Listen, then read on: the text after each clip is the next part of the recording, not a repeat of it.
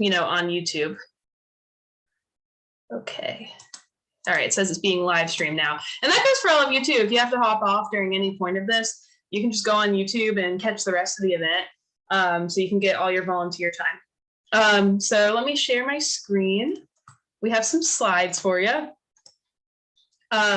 So some quick things. So this event, it is 2 hours of volunteer credit, but I won't keep you on Zoom for the full 2 hours. The goal is once we make it through of some participation together, that you'll be able to just participate on your own for the remainder of the time. I do think we'll be on Zoom together for a little over an hour, because I have some people were pinging me and saying like, oh, I have issues using my smartphone, and things like that. So I also have an alternative project that folks can do. And you can do both if you wanted. So that's going to be an option too. So we're going to be talking about the Norika Project today in honor of Mental Health Awareness Month. And we'll also be talking about the Stall Catchers Project. And that's a project. Stall Catchers you can do on a phone or a computer.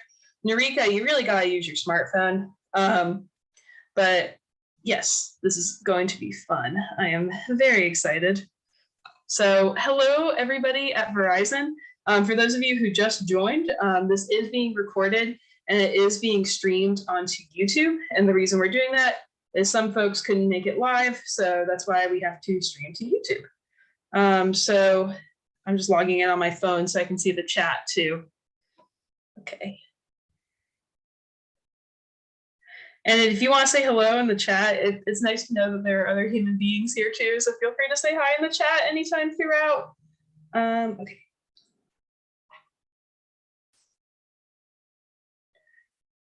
Okay. Cool. So I have the chat open on my phone so I can easily see any questions, comments, concerns, Q&A. Tim's in Mount Dora. I love it, Tim. I am in Indian Harbor Beach, Florida. And for those who have made it on 1 or 2 minutes late, I actually started the webinar a minute late because I got a surprise scholarship from the Gator Club of my area. So for the other Floridians in the room, I am your fellow Floridian. We got hi from Denver. I love it. Good to see y'all here today in honor of Mental Health Awareness Month. And just to reiterate, we're going to be on Zoom together for a little over an hour, and then I'll let you free to volunteer on your own with our featured projects for the remainder, so you can get your full 2 hours of volunteer time. We got hello from Miami. Love it. Love Floridians. Pennsylvania. Pennsylvania is where SciStarter is actually based, which is kind of cool. Okay. So I always like to start with this whenever I do these events. Why are we doing this? What's the point of citizen science? Well, the reason why is millions of people enjoy science and nature. Even if you don't realize it, you're probably in this group. If you like to go outside and look at birds or butterflies, or if you're just a curious person in general, if you've ever pondered your brain or your health and wish you understood how it works better, you're in good company. There are millions of people just like you who want to understand the world around them. And the great news is thousands of scientists need volunteers. One thing we say at SciStarter is scientists don't have enough eyes, ears, or perspectives to know everything there is to know, to understand everything that needs to be understood, to answer every question that needs to be answered. And these are important questions. I mean, some of the questions we're going to try to answer together today are about like dementia and Alzheimer's and things that impact our health and our friends and family's health, and that really matter for our society. And through science, through coming together in partnership with researchers and doing citizen science together, we're able to start to answer those questions. But the reason SciStarter exists is these researchers who need volunteer communities sometimes can't find these communities. And the volunteers like yourselves who are so passionate and willing to make a difference sometimes can't find these researchers. So that's where SciStarter comes in. We're the connector. We connect you to real science you can do, and we connect scientists to the research communities that they need. So SciStarter is really that bridge. So ultimately, what is citizen science? Citizen science is a collaboration between scientists and those of us who are curious, concerned, and motivated to make a difference. Or as we say at SciStarter, citizen science allows anybody and everybody to turn their curiosity about the world into real scientific impact. And most often it's through collecting or analyzing data.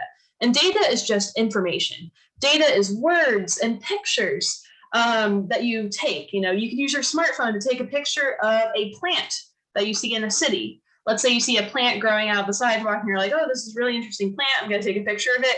You can submit that to the iNaturalist Project to help researchers around the world monitor plant populations and the range of different plants. And if those plant populations ranges are changing as a result of climate change, your simple picture and your notes about this plant, that becomes a data point that's part of understanding the entire world.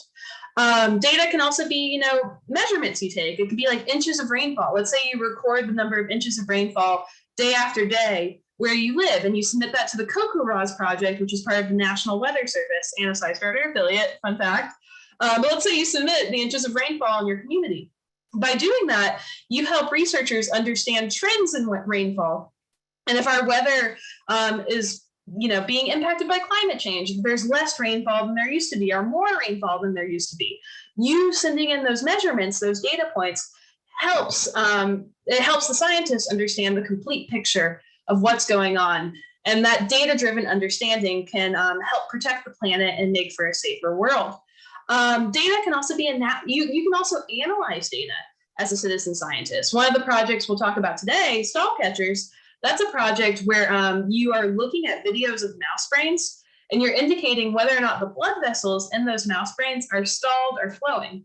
And by saying whether or not these blood vessels are stalled or flowing, you help these researchers at Cornell University answer different questions about Alzheimer's disease. Every data set has a different question that you're trying to answer.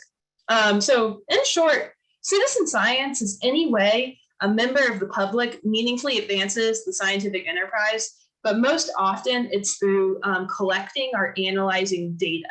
And data is just information. SciStarter, I mentioned earlier, it's that connector between you and the real science you can do. And researchers have added thousands of citizen science projects for you to discover. And a lot of folks have added different events too. I mean, different local libraries will find a global or local citizen science project. They'll organize a meeting for everybody to come together and do it, kind of similar to what we're doing right now, where we're coming together to do a project. And they'll add that event to SciStarter so people can discover it. And people can also add tools to SciStarter too. I know there's this one really cool global citizen science project called Earth Echo that's actually run by the Cousteau family, the famous explorers. And they ask people around the world, but especially young people, to monitor their water quality with their kit. They have a simple kit where you can measure pH and things like that, turbidity, to understand if the water is safe to drink or if your water is healthy generally in your community. And they added that kit to SciStarter as a tool so people can find it, order it, use it. So that's what SciStarter is. It's basically a means of discovery for all these different citizen science opportunities. But we fully understand that it can be a little overwhelming to have thousands of projects. So that's why we have this special collaboration with Verizon. We've selected, at any given time, it's about 25 or so projects called SciStarter affiliates. These are projects that have opted to go the extra mile to give you a good volunteer experience. And these are the projects that we offer volunteer credit for with V-teamers, with Verizon volunteers like yourselves.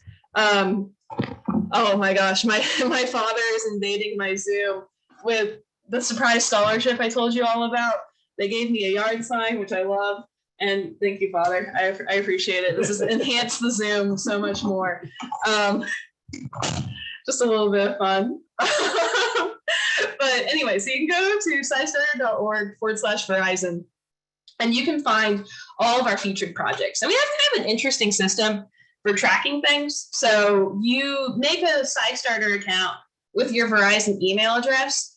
And that's how we keep track of the number and frequency of your contributions for these different projects, but you keep track of your time on the Verizon volunteer platform. So like that's where you all found out about this event, right? And you said that you were doing it, and you said you were going to get 2 hours of volunteer time. That's where you keep track of your time. You don't have to do anything else for the purposes of this event.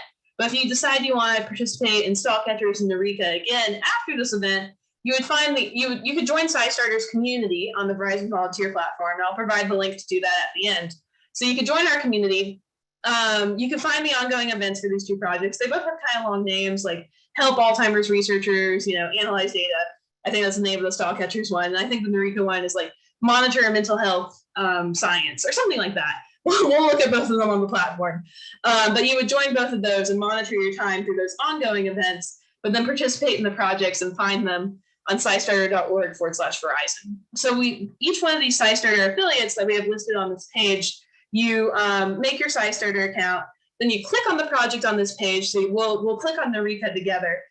You read the instructions, and then you click the participate button, and it takes you off to go participate. And you usually have to make a second account so everything tracks back. So for Norika, it's an app. So you click the participate button on scistarter.org/Verizon on Norika's subpage.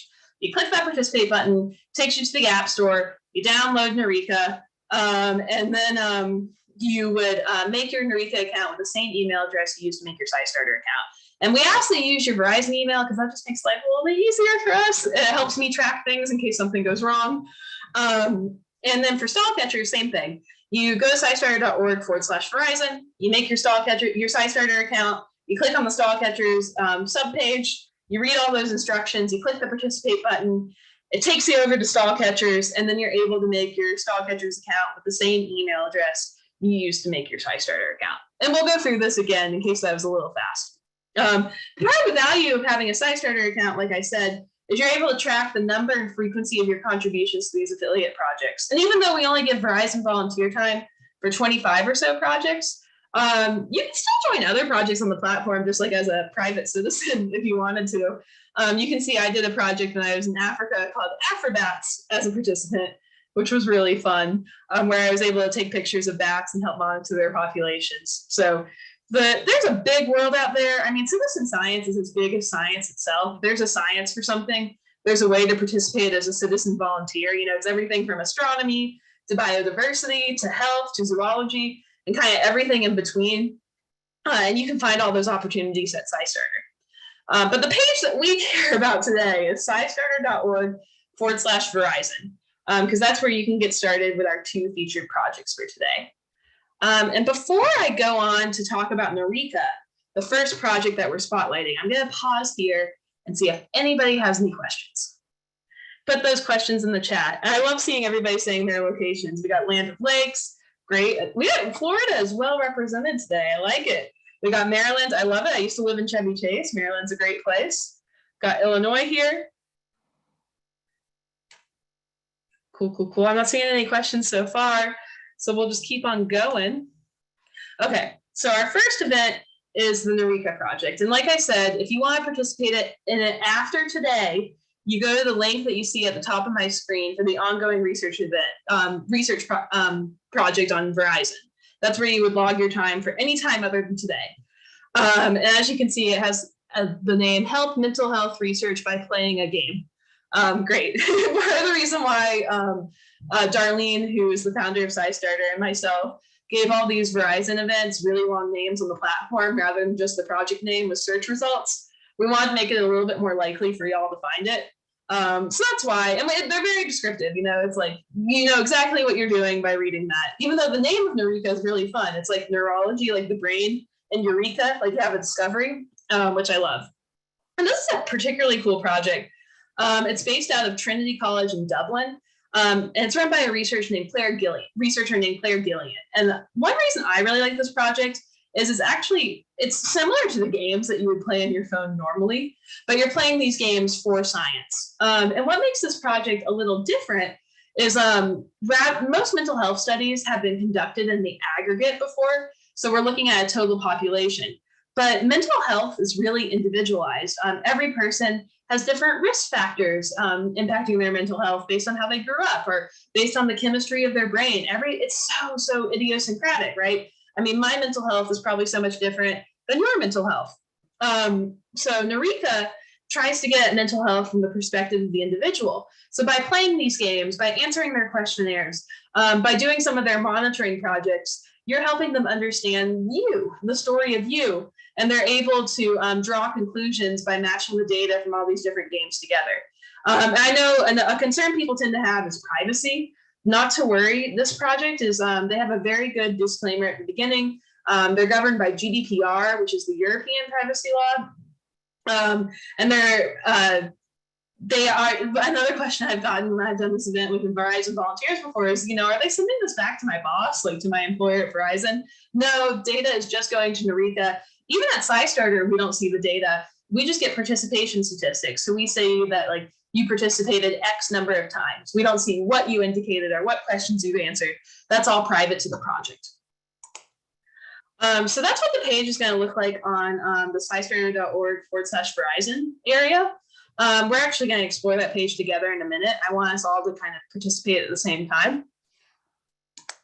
And it's really simple. You know, we download this app, we play it, we memorize, we test our memory against the clock. They have well, I'll play some of the games with you so you can see the diversity in them.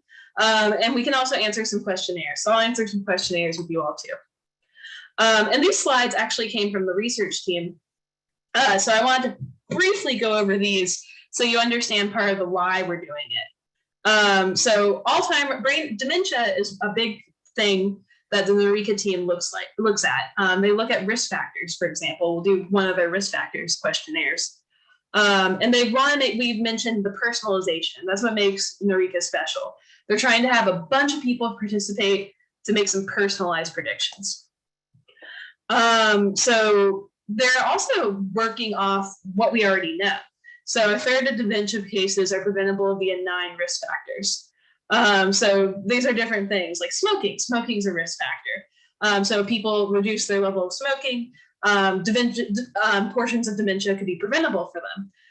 So when we get to the risk factors portion of Eureka, we'll see some of that.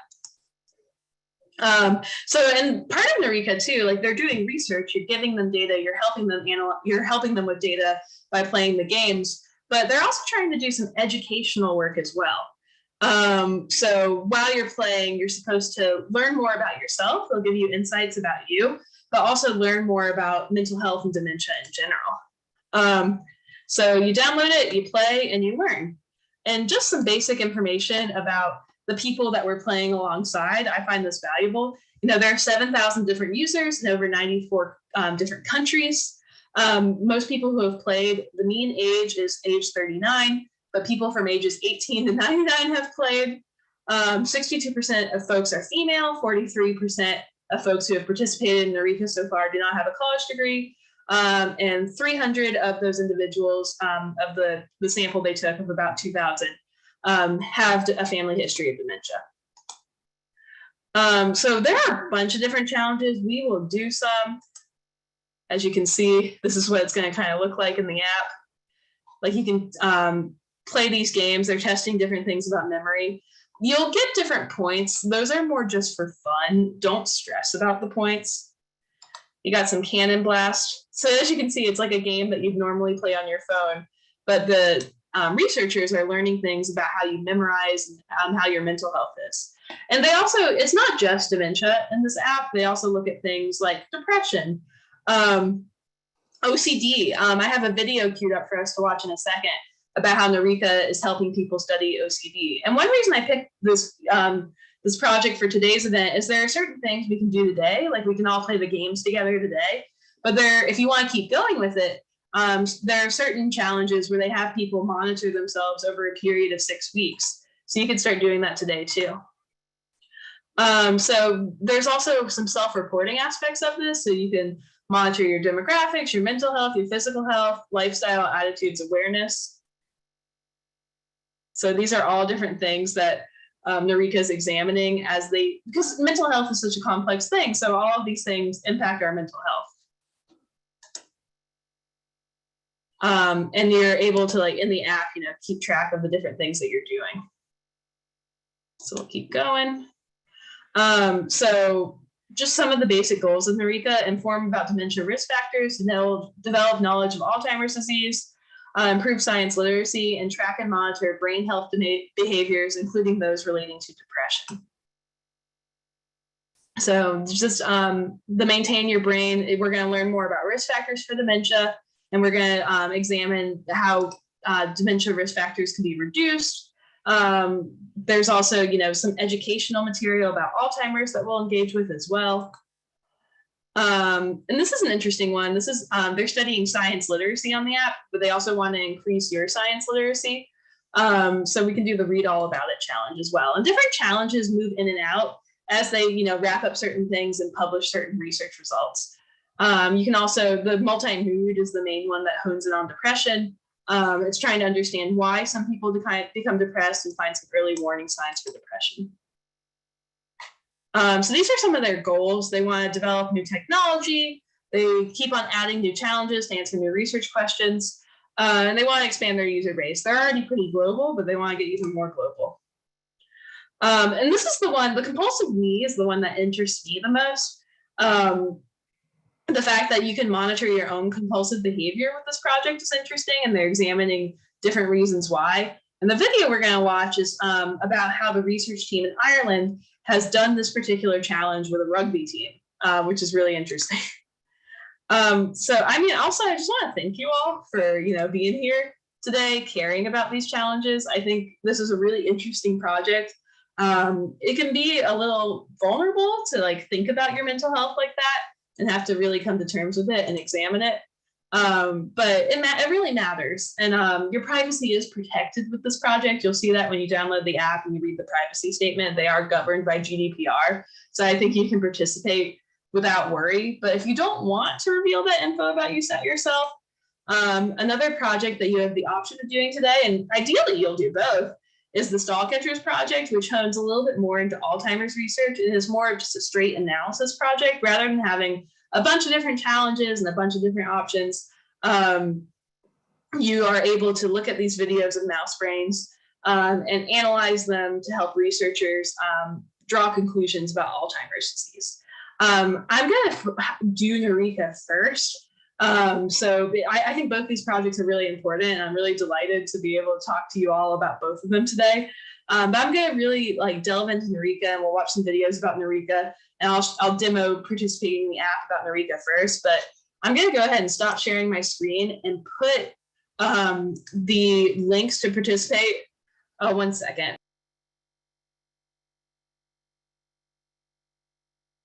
Because I'd gone live on YouTube, I was hearing echoes of myself. But I'm going to go ahead and put the link in the chat for both Norika and Stall Catchers, in case some of you decide, I just want to jump ahead with Stall Catchers and you want to start participating while we're talking, that's fine.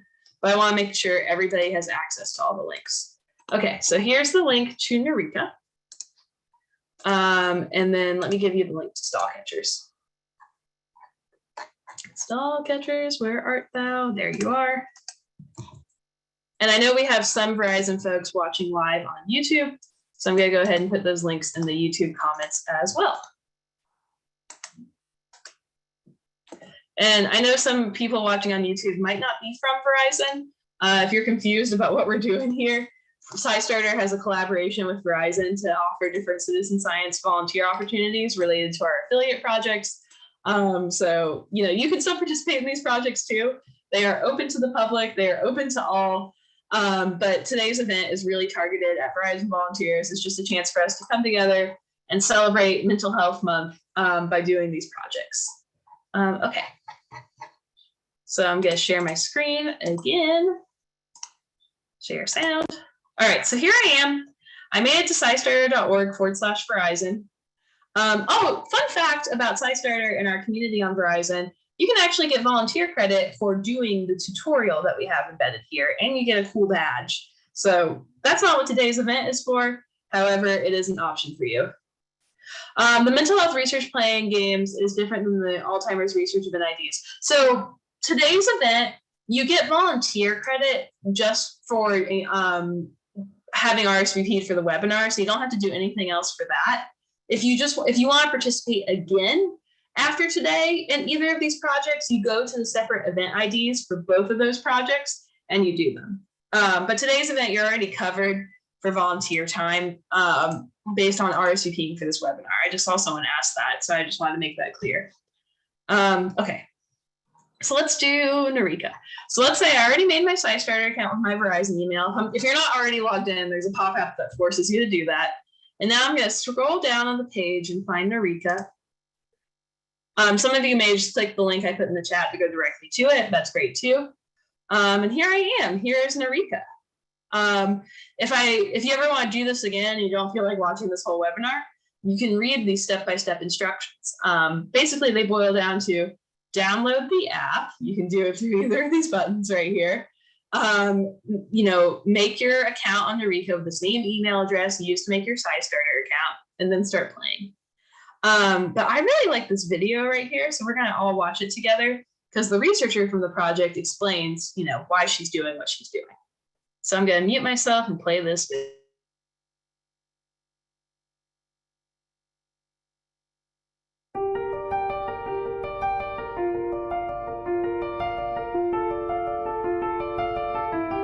With Norika, we've hidden the science inside games that are genuinely fun to play, and you can play them at your leisure at a time that's convenient for you and still help us in the fight against disorders of the mind.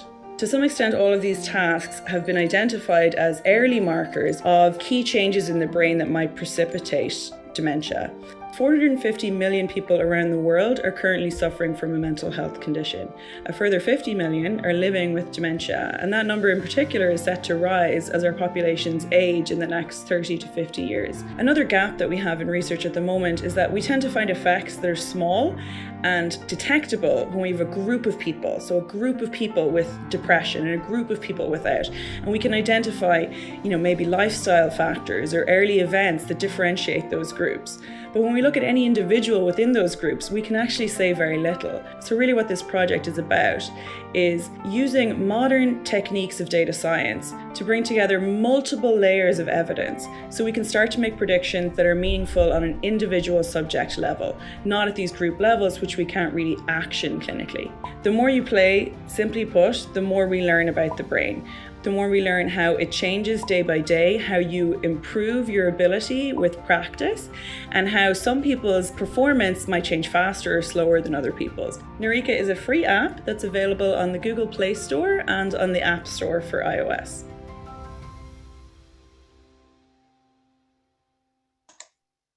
Yeah, so that's Norika in a nutshell. 1 second. Let's get this video minimized. So if you want to go ahead and download the app, if you're following along with me, just go, and if you're watching the recording, follow along as well, please. You can go to scistarter.org/Verizon, click on the Norika subpage, and you'll download the app for Android or iOS. And remember, for our friends who don't feel comfortable using a smartphone for this event, you can just go ahead and start participating in stall catchers. So while you all get those apps downloaded, get all your accounts made, remember you're making 2 accounts, one SciStarter account, one Eureka account, but with the same email address, so that helps for tracking. I'm going to play this other video that I found really, really liked about the Norika research team. And I've worked with this team. We've had calls on Zoom. Unfortunately haven't had the chance to visit them in Ireland yet, but one of these days. And they're just a really amazing group. So while y'all get your account set up, we're going to play a little bit of this video. Let me mute myself.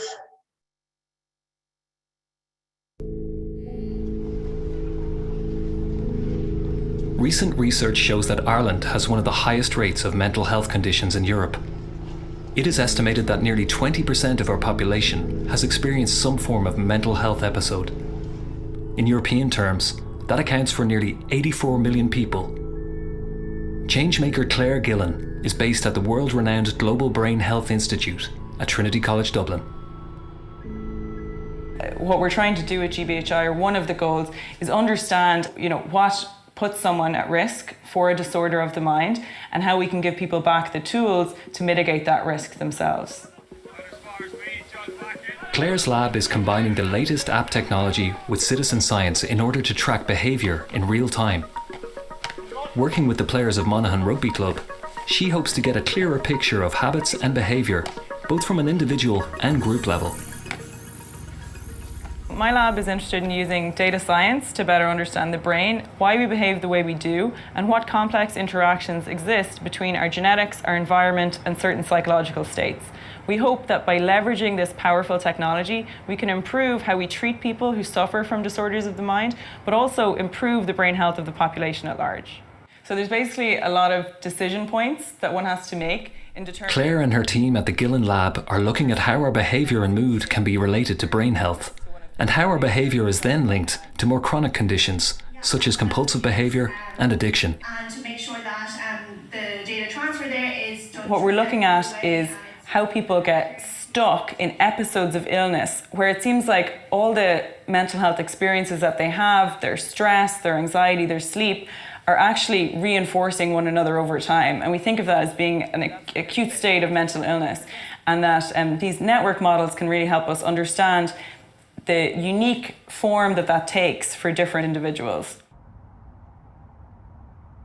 Celine Fox is one of the team who is working on the Norika phone app that combines citizen science with big data technology. Users of Eureka can complete lots of different science challenges, and one of the challenges we've developed is called Pattern-Wise, and Pattern-Wise allows people to track any problematic behaviours that they have. So for example, if you feel bothered by the amount of food you're eating, or your gambling behaviour, your smoking, drug taking, nail biting, any kind of behaviour, you can track that behaviour over time and see what the triggers are for that behaviour and what's causing it. It's pre-season at Monaghan Rugby Club, and Celine has come to introduce some of the team to Pattern-Wise. We're going to show the guys how to download Norika, and then within Norika we have a feature called Pattern-Wise, and Pattern-Wise allows you to track your habits. So all of the guys are going to pick a habit that they're interested in seeing change over time, and they'll track that for 6 weeks. So I suppose it's tracking compulsive disorders, I suppose. One that I'd be focusing on is probably how much you're using your phone. You used to leave the house without your shoes, but now you don't leave without your phone. Probably don't bother with computers or anything. It's all done through your phone, and your phone's in your pocket, your phone's on your kitchen table, your phone's beside your bed. It's everything nowadays. I suppose the boys, we all left off in a kind of disappointing time last year because we were doing so well through the season, but COVID obviously stopped it short. From being out here 3-4 times a week, then completely stopping, it was hard on both physically and mentally, but you had to truck through it. And I suppose this new app that we've been looking at will help highlight the more mental side of things, because everyone kind of would think more on the physical, but I think the mental side was more strenuous over the COVID period. When someone downloads Norika, they automatically become a citizen scientist.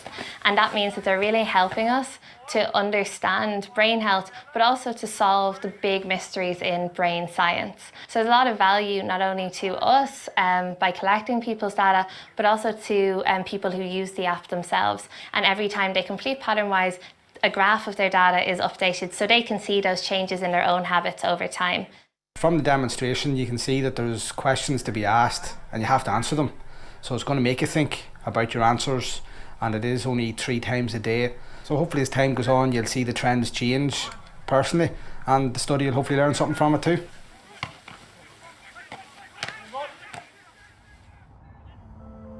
Back at Trinity, Brian Penny is approaching the end of his doctoral studies. He is an important consultant on Eureka, and he brings a valuable real-life insight to the studies. I was a heroin addict for 15 years. It was a compulsive, addictive behaviour. And for me, anxiety is what drove my addiction, and what drove those compulsive behaviours, what drove me to use. And I'm really interested in the work that Claire is doing here, because they're looking at the bi-directional relationship of emotional pain, emotional discomfort, and how that can drive compulsive behaviour. That are just using information that we gathered from people at baseline to actually, that could aid in a clinical decision. So something, the data you could provide in one day, and that might tell a clinician something really about what we should do for this person. So the app is a game changer in moving away from population or group level findings right down to individual findings. We can build individualized pictures, and then we can also take groups of people together who are all, who are all tracking their nail biting, or who are all tracking their gambling, and see if there's just fundamental differences in how those networks look depending on what the behaviour is. So for me, academically, in terms of my own PhD work here in Trinity, and in terms of experientially of what I experienced, I'm just looking to contribute with Claire's work and to really get some insights myself, because it's fantastic work that's going to help a lot of people. And if I had tools like this when I was in addiction, it would have been a game changer for me. 6 weeks later, and Monaghan Rugby Club are away to local rivals Virginia in a tightly contested local derby. Claire is back to talk to Mark McCardle about the app, which now has over 300 active participants. So one of the interesting things we're doing now is we're hoping that the sorts of data we've got from the lads can help us understand how clinical therapies work better. So we have a number of projects looking at these same kind of behaviours in pattern-wise as people go through interventions. And the idea is that we can start to figure out what the active ingredients of those interventions are, understand why they work for some people but not for others. It hasn't been a positive result for Monaghan, and the points this time go to Virginia. A lot of people have chosen to track their phone use in the app, and one of the things that we're seeing in the early data is that there's really self-reinforcing feature to phone checking that isn't seen there in other sorts of compulsive behaviours. So when you check your phone, it's actually more likely to cause you to check it again the next time and again the next time. I enjoy sort of technology and things like that, and that's what sort of introduced me to the app at first. And at the start, it took a wee bit of getting used to it because it alerts you every 3 or 4 times a day. Like, I did see a result out of it. When you start to see that, you go, maybe it was worth putting that effort in for the time that it took. When you were tired, I tended to find that I was using the phone more just to pass time, whether it's early in the morning, late in the evening, or whether you've had a match and you're tired that next morning, you tend to look at the phone a bit more often. But what's interesting about that as well is that that's not necessarily a pattern that everybody has, and you can see in this like average of all the users so far, that's not there. That's where the advantage of having this personalized network to you comes into effect, right? Because for you, really, that link might be really important, and that's what we need to break, especially if it was a more serious compulsive behavior than phone checking. It only took me 5 minutes, not even, in the whole day to complete the questionnaires. And if that's as simple as it is, why not help? You could be helping your neighbour, your family, not even knowing it.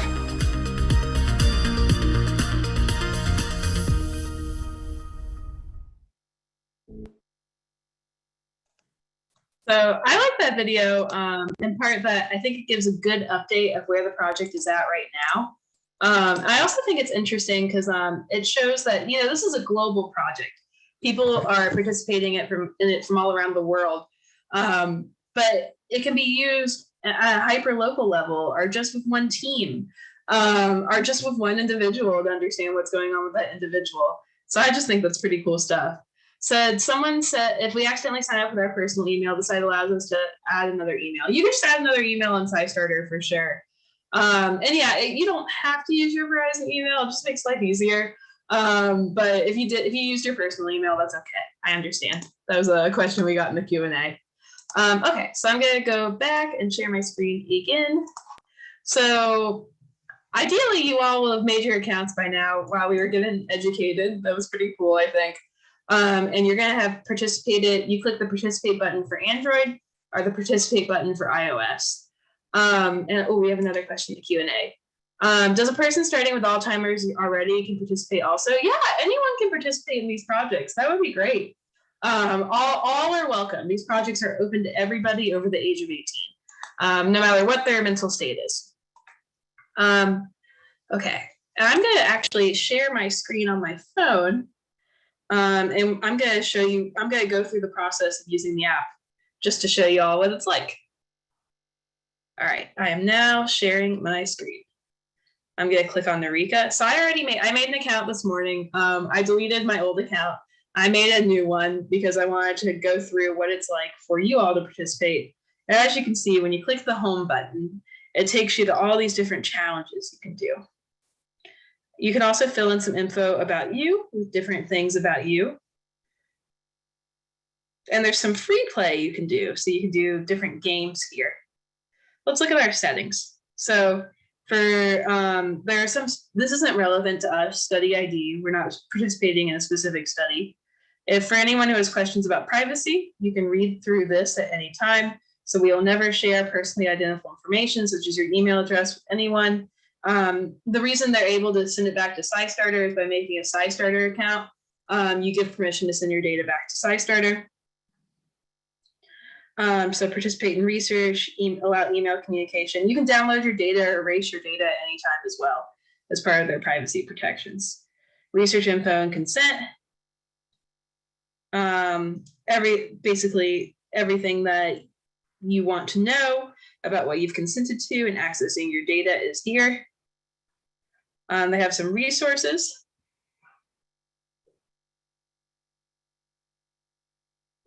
just like additional ways like suicide prevention in different countries, depression and anxiety resources in different countries, which I think is really great and helpful. If you need to reset your password, that's there. So that's the settings tab. All right, let's do the risk factors challenge, because we talked a little bit about risk factors earlier. This is something I think is interesting. So if you all want to kind of participate with me, I think that'd be cool. Feel free to click on it on your phone and start doing it. So thanks for clicking on your first science challenge. This challenge is all about helping researchers find new ways to detect dementia early. You'll be asked to play 3 games and complete 10 questionnaires about yourself. You can complete all the games and questionnaires in one go or complete them one by one over several days. Your progress will be saved each time you finish a game or questionnaire. So let's do a few of these, and then I'm probably going to X out of it, but once we close up today's event, you're welcome to keep participating. Okay, let's do the memory. I'm going to do the memory match. Feel free to also do the memory match while I'm doing it on your own. Okay, so I need to commit these symbols to memory. We got the star, and we got this little sideways check mark. Select the correct symbols. Make sure to pay attention to the color of the symbol. Okay, I think it was a teal star. Yeah, that's what we want. And I had a purple sideways check mark. And after you do it, you'll get the results. Okay. Oh, these are my symbols. So I got this pink thingy-majig, and I got a gray thing. Oh, gosh. I think it, no. Oh, no. Okay. Maybe I'll do better this time. We got this. I think it was that one, and then I think it was this one. No, it wasn't. Maybe it was this one. Wow, this is a little harder than I anticipated. Okay, this is easier. I'm easier with what letters are easier on me. So it was a purple Z, I think, and a pink W. Yes.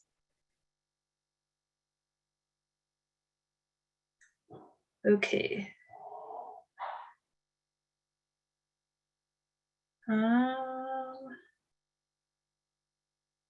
It was this thing and this thing.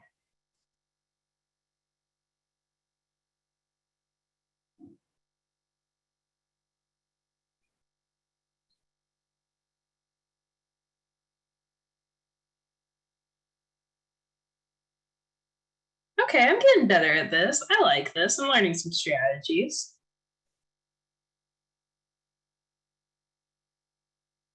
Cool, cool, cool.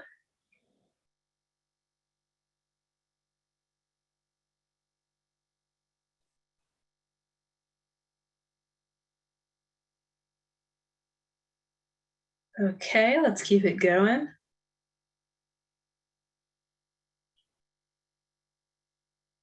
Oh gosh. Oh no. Okay. Oh wow, they're gonna make it harder. Okay, let's do one more level and then we'll do another game.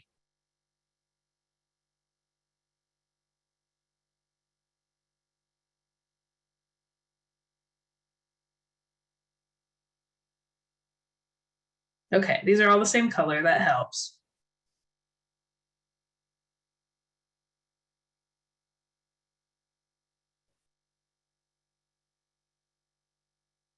Ooh, oh boy.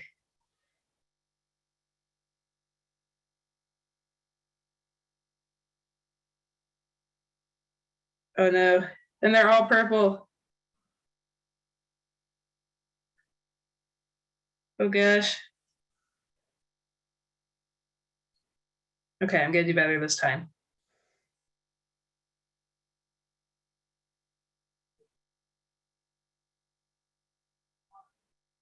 Okay, I did not do better this time.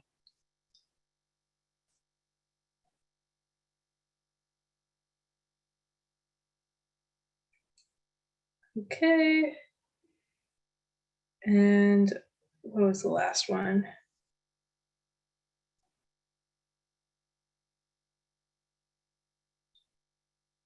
Okay.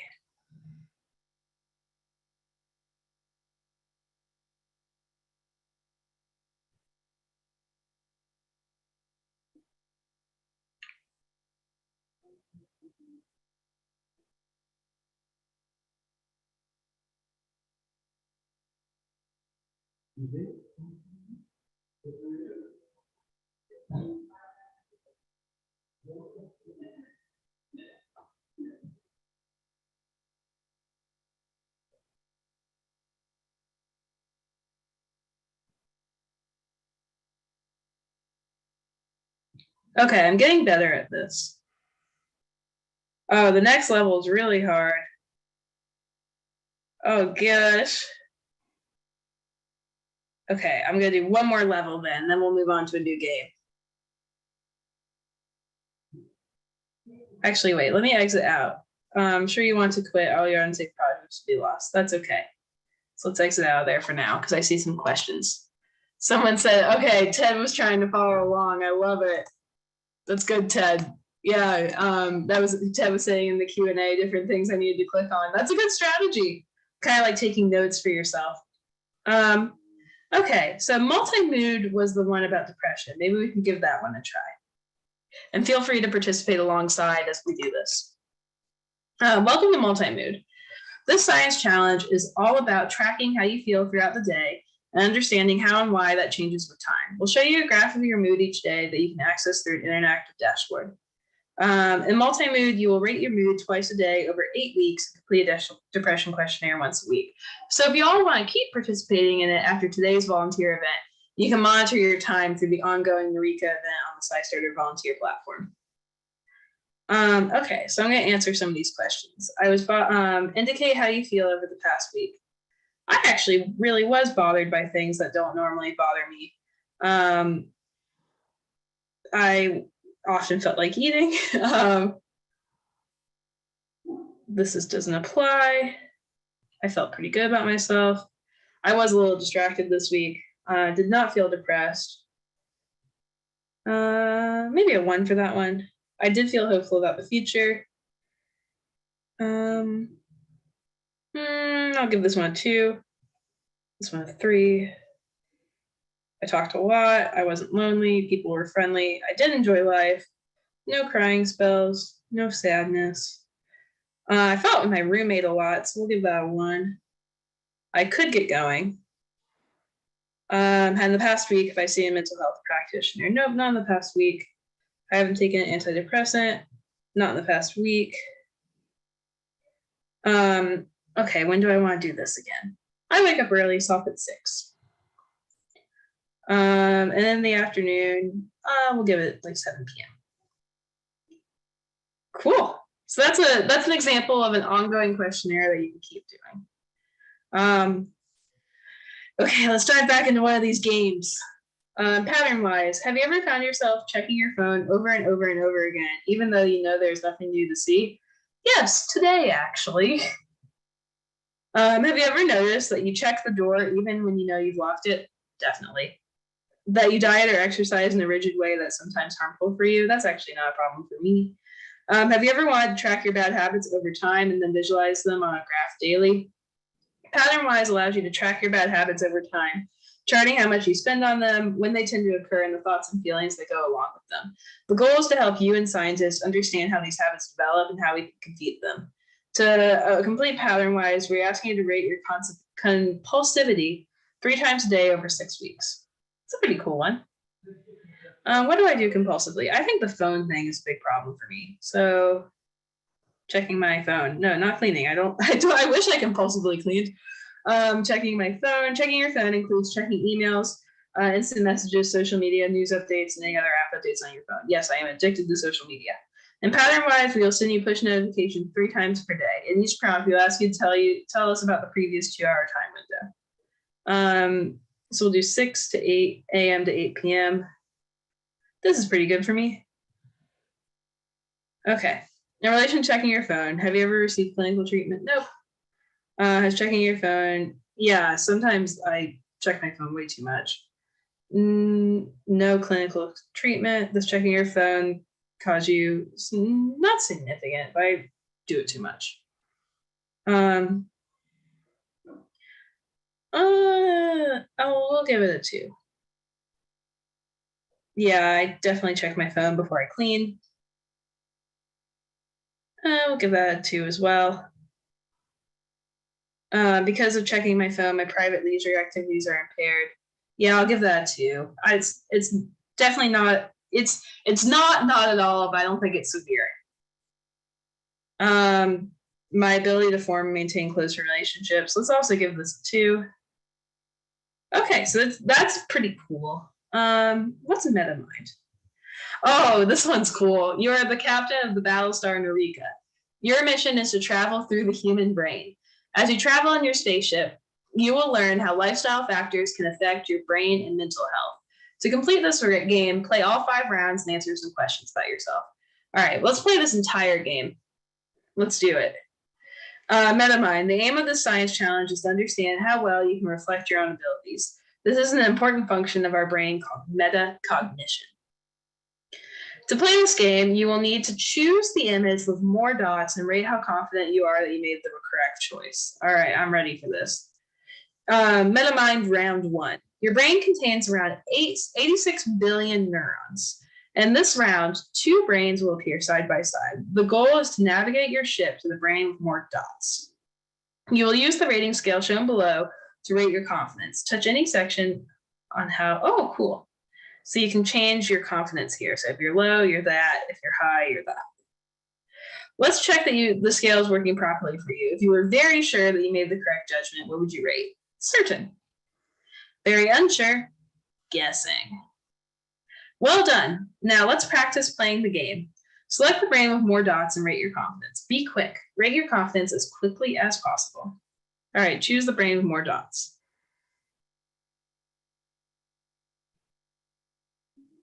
Oh gosh, I think it was that one. Low. This one. High. This one. Give that high.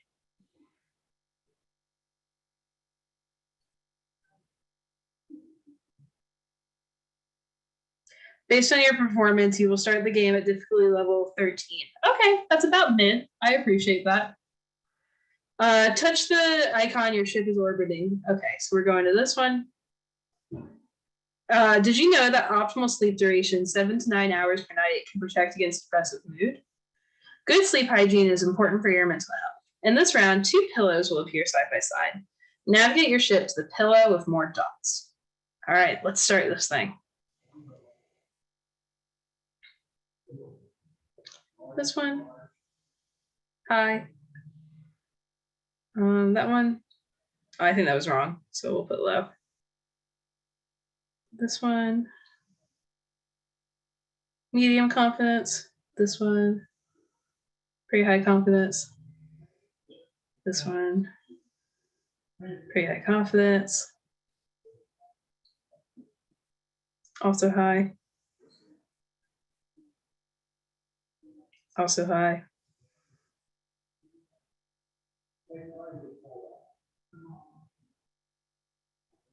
I'm pretty mid on that. I think that was wrong. Those seem equal.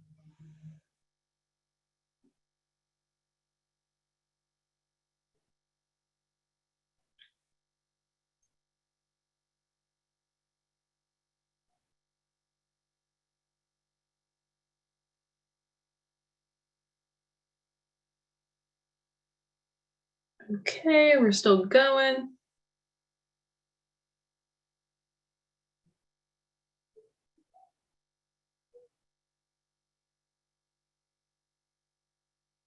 I feel pretty confident with this game, I would say.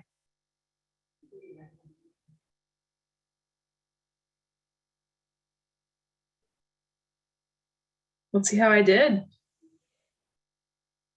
I'll give it that. Oh, I didn't do too hot. They moved me down. That's okay.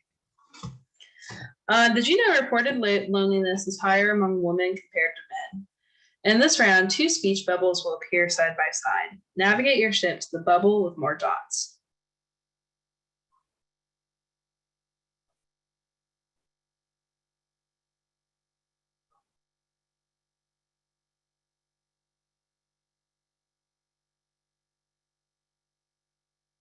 Yeah.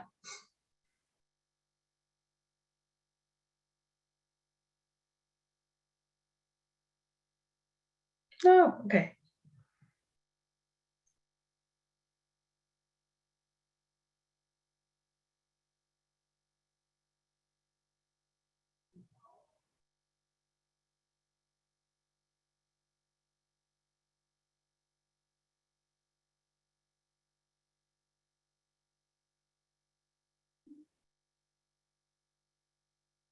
We're still going along. Okay.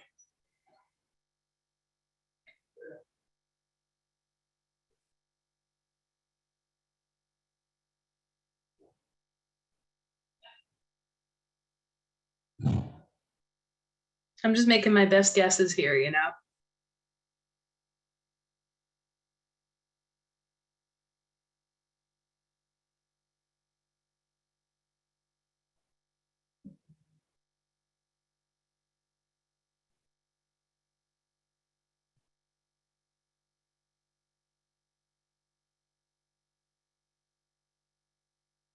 Okay, let's see how I did. I'll give it that. Let's see. Okay, I did a little better this time. Moved me up to 11. Someone said I'm a bit confused with the 3 resources. I signed up for SciStarter and the Stall Catcher site.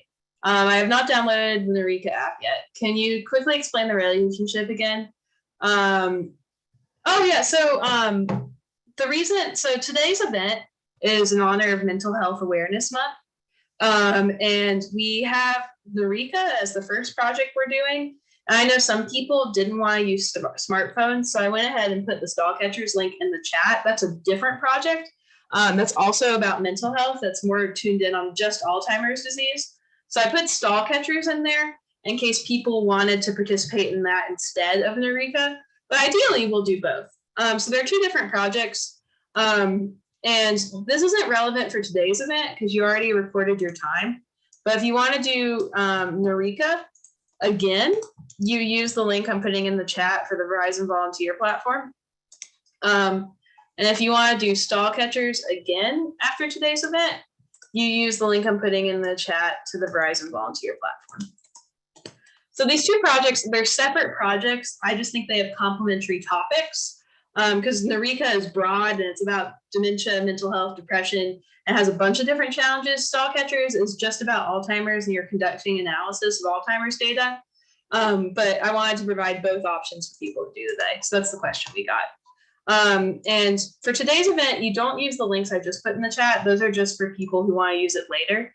For today's event, you can get to Norika via the link I just put in the chat. For Eureka, for SciStarter, so scistarter.org/Verizon, that's how you participate in Eureka. And then scistarter.org/Verizon with the Stall Catcher subpage, that's how you do Stall Catchers. But the first project we're doing is Eureka, so I hope folks are following along. Eureka's dementia and mental health. So Eureka has questionnaires about depression. They have a bunch of different challenges that count for different things. So I think the one we're doing right now, they're testing mental performance. So we're working our way through the challenges of MetaMind. Okay, so did you know that exposure to air pollution can increase your risk of dementia? Minimizing air pollution exposure is important for your mental health. In this round, 2 flowers will appear side by side. Navigate your ship to the flower with more dots. Okay. So we're going to the flower with more dots. I think it's that one.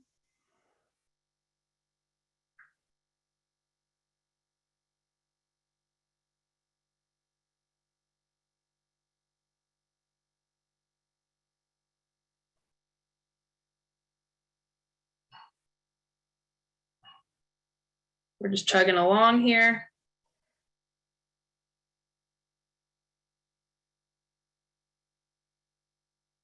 We're keeping it going.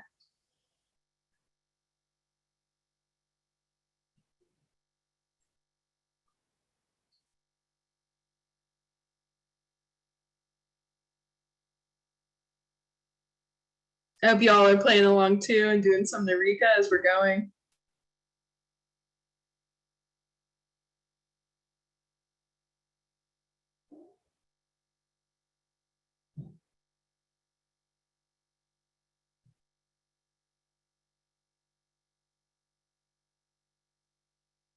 Oh, I think that was wrong.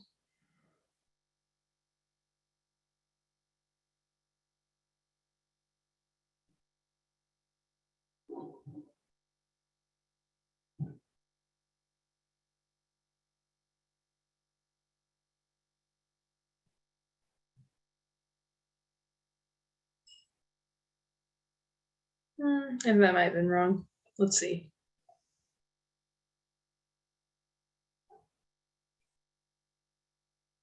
I'm back at level 13. All right.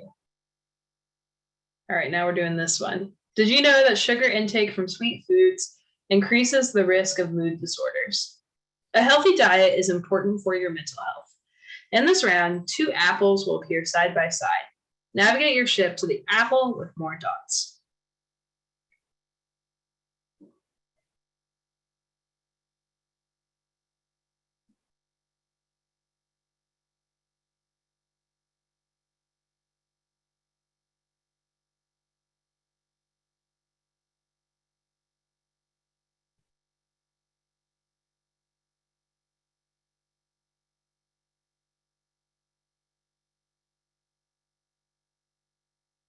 I'm just chugging along, playing this game. If anybody wants to give me feedback so far about what their experience is like, anytime you want to. I know you're probably actively playing, but feel free to chime in the chat and let us know how you're doing.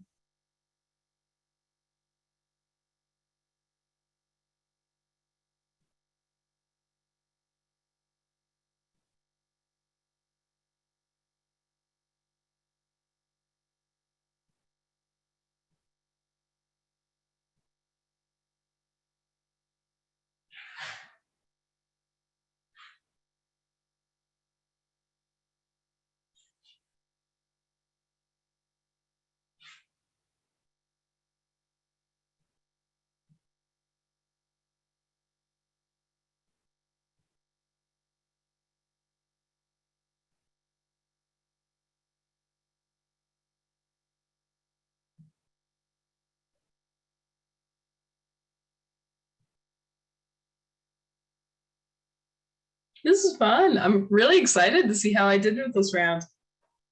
I think I did pretty well. I'm gonna give myself a pink. Oh my gosh. I'm playing at difficulty level 16 now. Okay, let's do it. We have 2 levels left before we made it all the way through. If you want to chime in now with how you're doing in the chat, I'd love to know. The social and physical benefits of exercise may explain how exercise protects against future depression. Exercise is important for your brain health. In this round, 2 paddles will appear side by side. Navigate your ship to the paddle with more dots. Janice said, on MetaMind, those things fly by so fast, hard to tell the difference sometimes. Yeah, I agree. I mean, you saw me at the beginning. They put me down a few levels. You kind of have to make a split-second decision.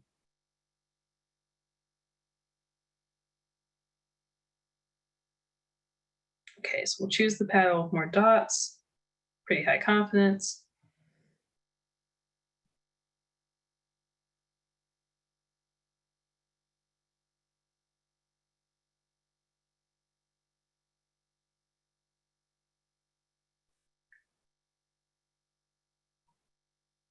Oh, well, Patrice, you said you're at level 22. You're probably just better at this than me, and that's okay.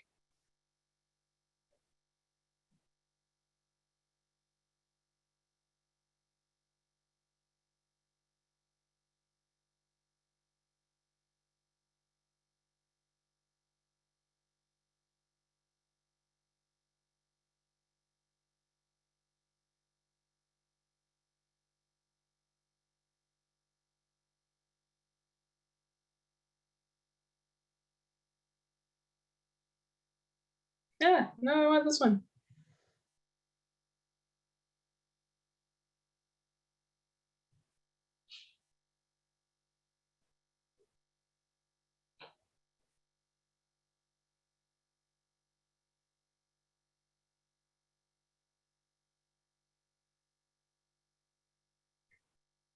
Yeah.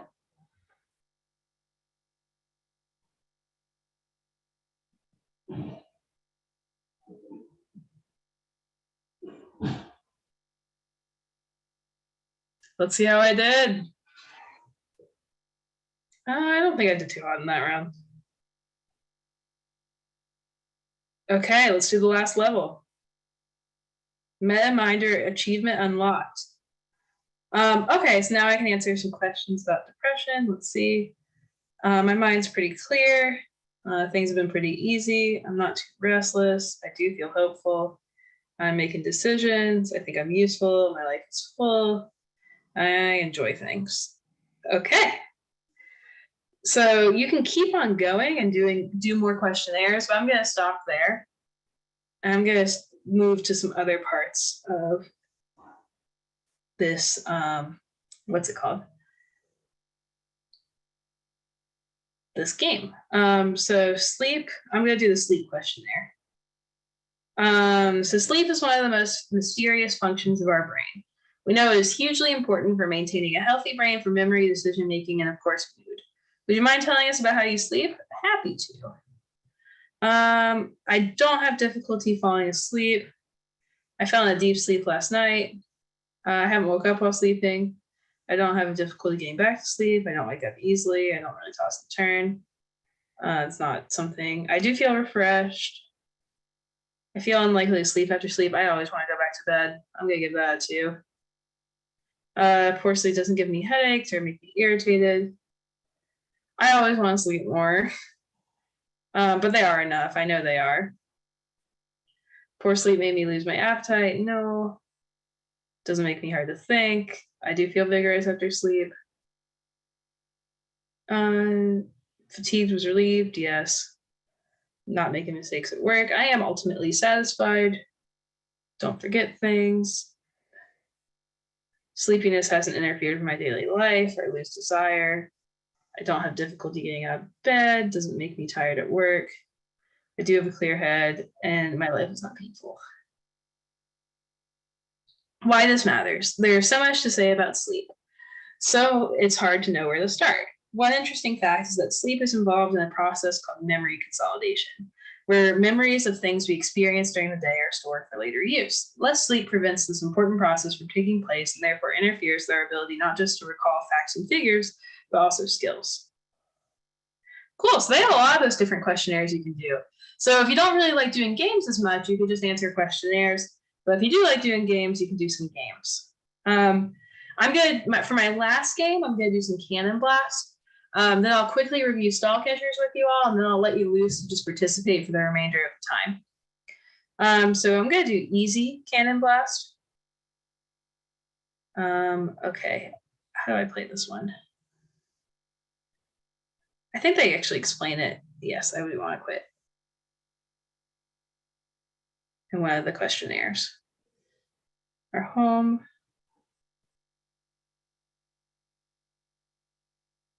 Wait, let's see. How to play. There we go.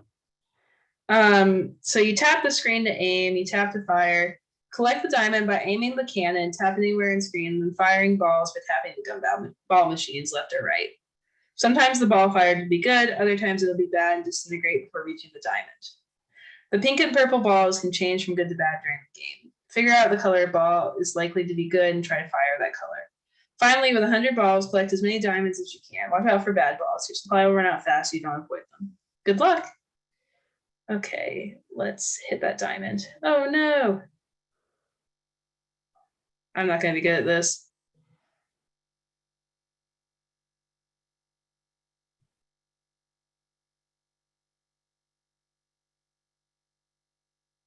Oh yay, I got one diamond at least.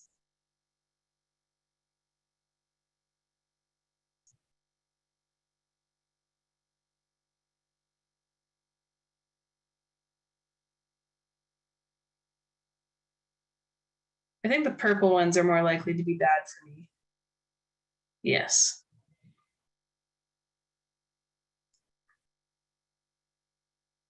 All right, got another diamond, not doing too shabby. All right.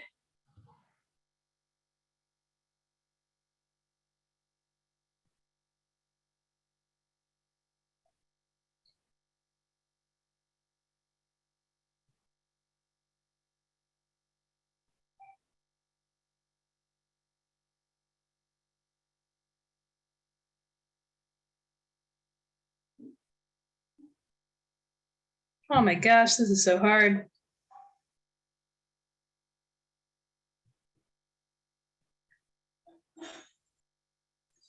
Okay, that side is bad. Oh my gosh.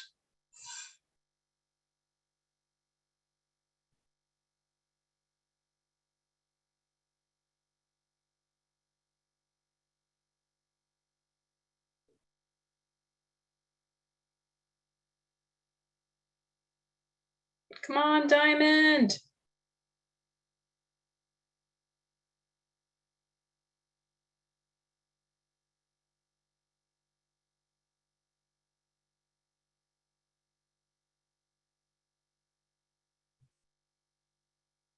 We're trying here. We're trying to chase this diamond down.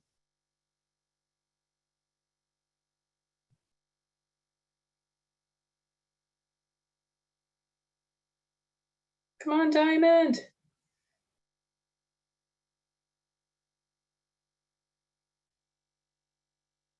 Oh my gosh, I'm just ruining all my balls here. This is so bad. They're all bad. Oh no.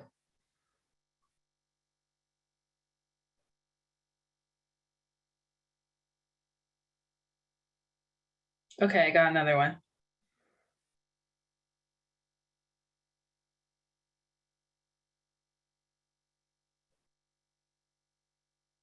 Oh, I see a question in the Q&A. I'll end this one now. I want to quit. Okay, so let's see what someone said in the Q&A. Is the app available in Spanish? I don't believe this one is. However, there are other citizen science projects that are available in Spanish. One of my favorites is called Globe at Night. That's a SciStarter Verizon project, and it's a light pollution monitoring project. So you're able to do astronomy and help researchers understand where light pollution, like light from streetlights and things like that, going up into the night sky, interfere with our view of a constellation. And by monitoring that, you're able to help these researchers understand the impacts on human health, as well as like ecosystem health, like animal migration and things like that. So that's a project where they have lots of Spanish language materials. If you email me at info@SciStarter after this event, I'm happy to send some Spanish language projects your way, including ones that are part of the Verizon SciStarter collaboration. So I enjoyed Cannon Blast. That was fun. So that's the Eureka app in a nutshell. You have different challenges that test different things about mental health. Some of them address things like depression, other address dementia, for example. You also have questionnaires that you can answer about yourself to help them understand what's going on. Some things you can just do in a day. You know, you can just play games today. Some of them you can do over a span of a few weeks. And if you want to keep participating and do it over a span of a few weeks, you can use that volunteer event I put in the chat on the Verizon platform. But if you just want to keep on doing things today, that's okay too. So are there any other questions folks have about Norika before I move on? I'm going to give you lots of time to go back to it and keep playing for the rest of your volunteer time. I just want to kind of quickly review stall catchers as our second volunteer option.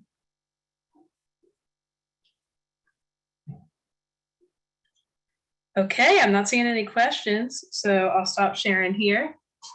And I'll reshare on my computer. Okay, so this is the other project I mentioned. And just so everyone knows, Norika and stall catchers are two different projects with different research goals. Oh, and someone said something in the chat. Let's see. Chat. Can you put the URLs in the chat again? Yeah, definitely. So for the purposes of today, you can find Norika and SciStarter on scistarter.org/Verizon. Here's the direct link to the Norika page on the SciStarter microsite. And here's the direct link to the stall catchers page. But if you want to keep doing it after today's event, you can go to the events on the Verizon volunteer platform to monitor your time. So here's the one for Norika, and here's the one for stall catchers. And if you really like citizen science and you're loving advancing scientific research and making a difference, you can join SciStarter's community on the Verizon volunteer platform. You can participate in projects like Globe at Night and iNaturalist to monitor the environment, our IC Change to monitor weather and climate change. I mean, we have a lot of projects in our collaboration, and all of those are open to you. Okay, so stall catchers. So this is another project you could do today and get volunteer time for this event. It's where you're able to move Alzheimer's research forward by playing a game. So it's another gamified one, but it's a little bit, they have a different focus in Eureka because they just have one thing you do. You're just analyzing this particular data set for Alzheimer's researchers. And I always like to put this up here because Verizon volunteers have actually already made a really big difference through the Stall Catchers project. They were featured on Discover Magazine's website for doing so much stall catchers and helping these Alzheimer's research so much. And this is one volunteer who really touched my heart, Cheryl Mulligan. She had lost a loved one to dementia, so she loved doing stall catchers. She found it empowering. She said, it just gives you the satisfaction of being able to have the opportunity to do something to actually help. You can get right in there and participate in analyzing the data for the research that hopefully will be able to prevent or find a cure for Alzheimer's or related dementia. And Cheryl's a Verizon employee. She's a fellow V-teamer. So I wanted to give her a shout out because I thought she was amazing. And to let you all know that if you want to be featured in this way, just let me know and I'm more than happy to interview you and spotlight you on the Discover Magazine website or on SciStarter. So the Stall Catchers project is cool because these researchers at Cornell University, they found that there's 30% less blood flow in the brain with Alzheimer's, and the reason why is stalled blood vessels. And a novel research finding by these folks is that restoring blood flow restores memory and reduces other symptoms in mice. So basically, they're looking at this data set and they want to understand how Alzheimer's works in mice, and then that's the way science works, right? They'll extrapolate these findings toward humans. Before people like yourselves, volunteers, got involved, it took 6 to 12 months to answer one research question in the lab. But with stall catchers, with the work of thousands of volunteers from all around the world, around 50 to 100 each day, I think pretty much every time I've ever been on stall catchers, there's been at least one Verizon volunteer playing, which I think is pretty cool. But with 50 to 100 playing each day, the research has been sped up 5 times, and now it only takes 1 to 2 months to answer a research question. And these are the types of research questions they're answering. They're publishing in the most important scientific journals, real scientific results, like a high-fat diet worsens pathology and impairment in Alzheimer's mouse, but not by decreasing blood flow. So, they find out they test different aspects of the disease with all these different data sets. And they actually, in this particular Nature research journal, one of the most important scientific journals, they were able to cite the volunteers as co-authors, which I thought was pretty cool. And the main goal of this project, just to summarize it, is they want to piece together a molecular pathway for reduced blood flow in Alzheimer's. So if you want to participate, you can go to the SciStarter page. I'm actually going to do that right now, just to follow along. So I'm at scistarter.org/Verizon. I'm going to click on the Stall Catchers project right here. I've already made my SciStarter account, so I'm set on that front. And if you all want to read these instructions later, you can. And there's just more info about everything Verizon's done with Stall Catchers. Y'all really rocked it. It's been quite amazing. Then you go to participate. I'm already logged into Stall Catchers. Let me log out so I can see what y'all see. So you would click Join Now, and then you would make a Stall Catchers account with the same email address you used to make your SciStarter account. I recommend making your username your real name because you get cited as a co-author in these things, and it's always kind of funny when someone's named like Horse Girl 67 and they get cited as a co-author. So that's just one thing to keep in mind. Oh, someone said they're still seeing my PowerPoint. Oops. Okay, let's fix that. So we are here. We are on Stall Catchers. So you're on the Verizon page. You go to scistarter.org/Verizon. You click Stall Catchers. You go off to participate.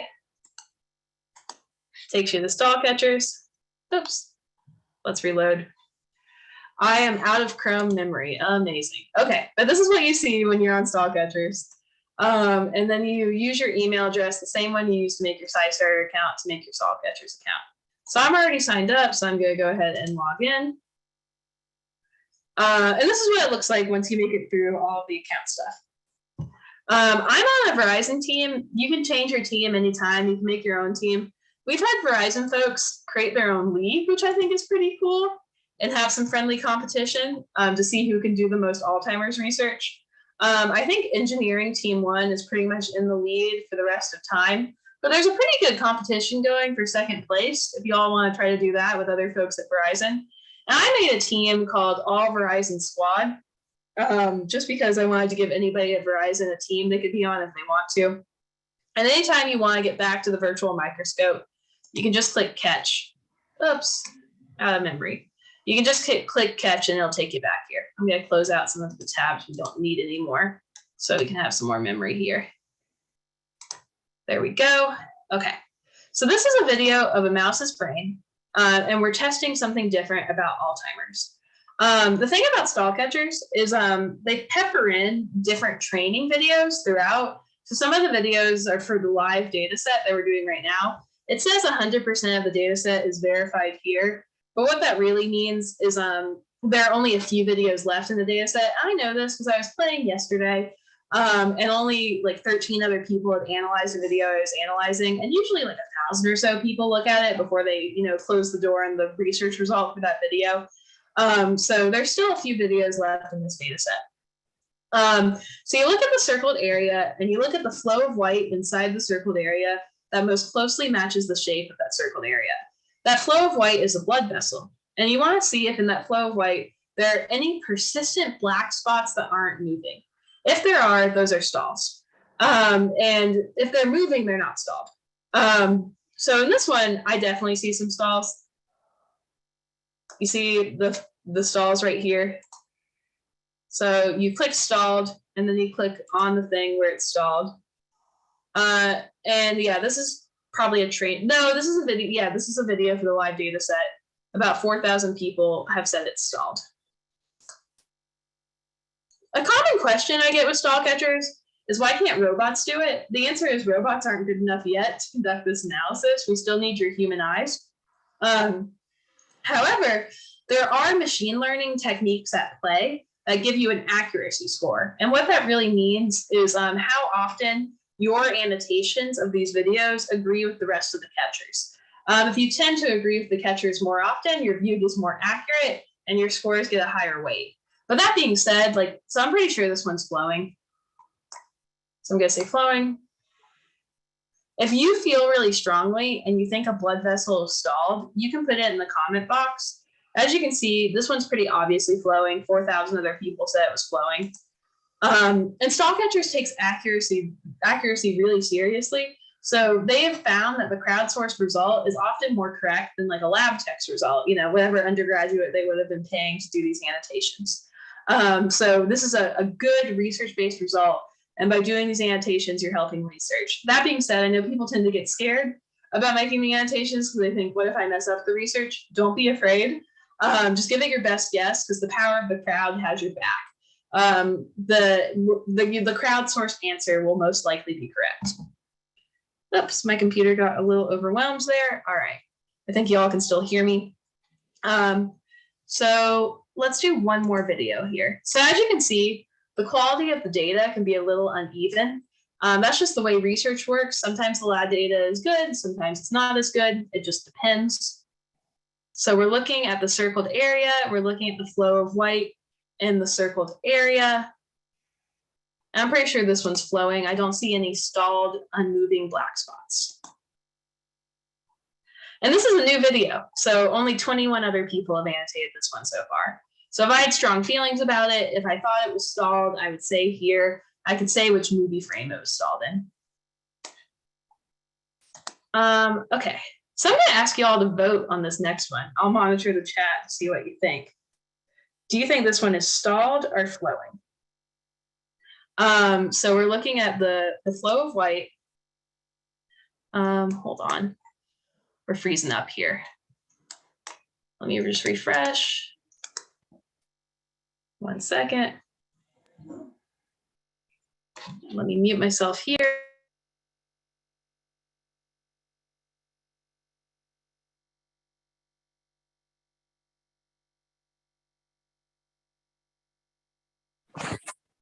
All right, can y'all hear me okay? I'm gonna put my video on here. Thanks for your patience, everybody. My computer was freezing up a little bit with all the memory I've been doing the different games on. But in a nutshell, we've gone through what we wanted to go through today. We went through Norika, and we got to go through stall catchers, which I think is really fun.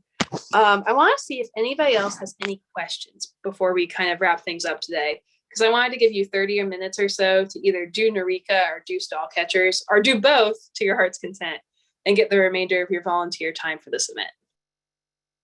So I'll just pause here. I'll monitor the chat and the Q&A for any questions.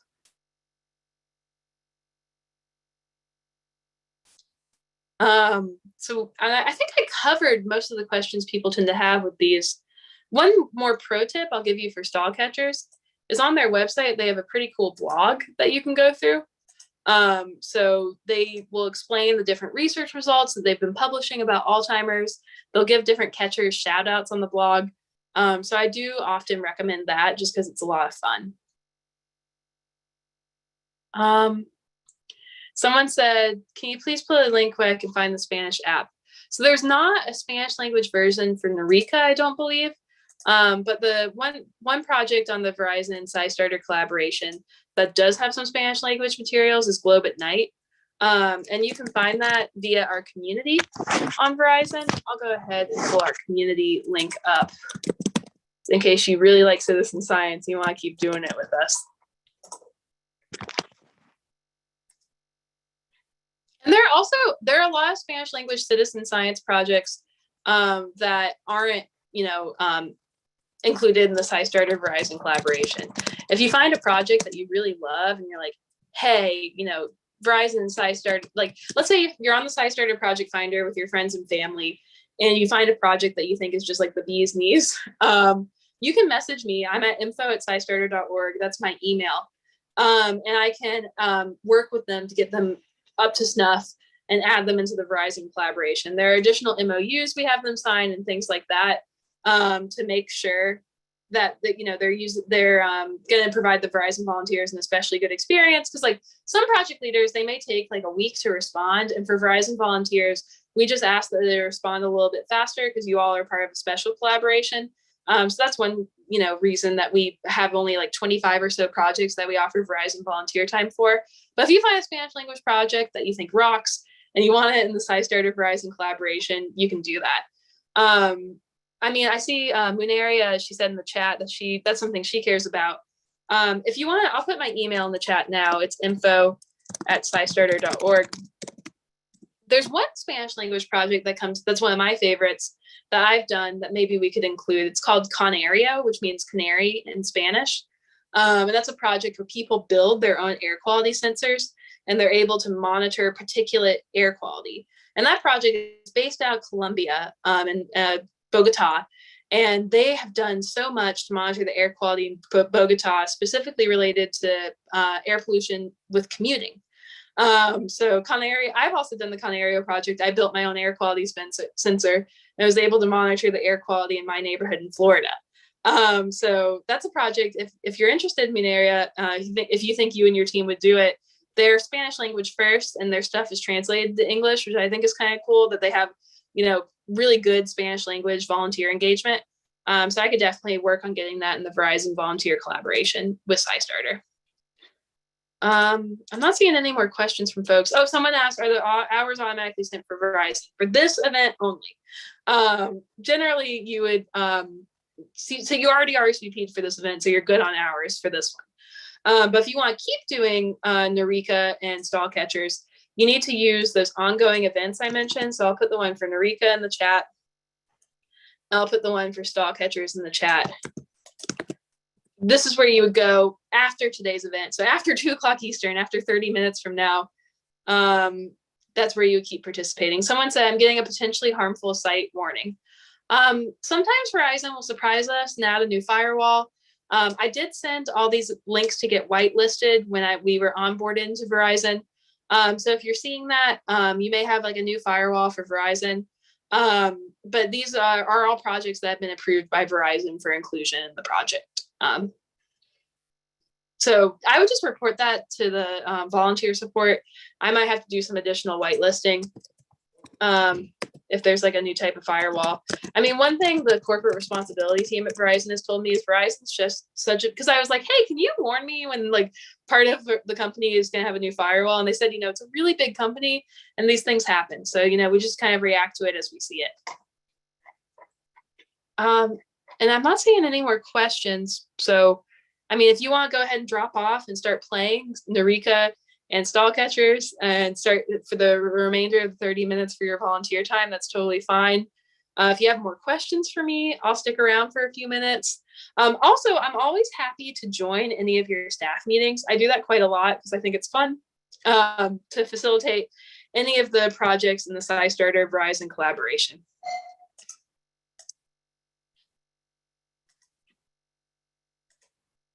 I'm not seeing any more questions. Oh, Catherine said, I have a question. Yeah, you would just email me at info@scistarter.org if you want me to join your staff meeting and facilitate an event. Catherine, please ask your question. I am here to answer. And thank you everybody for celebrating Mental Health Month with me. Remember, keep playing until 2:00 Eastern to get the full hours of your volunteer time, but I'll just let you kind of play on your own rather than continuing to talk at you.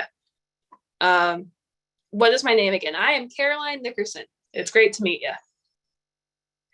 Someone said, how do you add your time to the Verizon volunteer site? You're covered for this event because you already RSVP'd, but you would RSVP for the ongoing events for stall catchers or Norika to get your time covered in the future. So I'm putting the one for Eureka for future reference in the chat. And this is the one for stall catchers. I don't see my hours listed. If you RSVP'd for this webinar, you on the Verizon volunteer platform, you should be getting hours for it for those 2 hours. I would message Verizon support if you're not seeing yourself get volunteer time for these hours. All right, I'm not seeing any more questions. So last call for questions before I close this up. 3, 2, 1, get your questions in. And remember, this was live streamed to YouTube, so you can go back and watch things. We also have another session tomorrow for people who didn't want to do it on the weekends. I wanted to give options because some people don't want to do it during the week. Some people want to do it during the week. So we're just trying to do as much research with as many folks as possible. It's all something we really enjoy. All right, well, we're going to close things up for today. Thank you so much, everybody. We appreciate you. And if you need me, remember, you can email me at info@scistarter.org.